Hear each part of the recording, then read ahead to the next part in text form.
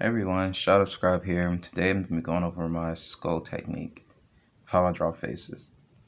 So we're starting out with drawing like the silhouette of Violet here, and what I like to do when starting out is to look at the person's face and figure out where's the eye socket, the nose socket, where's the mouth lined up.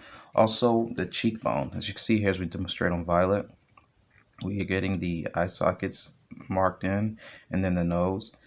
And then we're going to go ahead and go mark the teeth and the cheek, like the muscle, it's the cheeks here.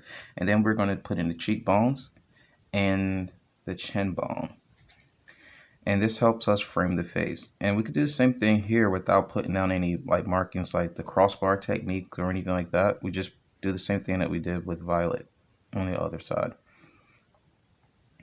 And so we just mark everything in. We create a new layer, and we go over top of this one, and we just draw in the features based upon what we already put in for the markers of where the face is at. I mean, where the skull and the eye socket and other things are at.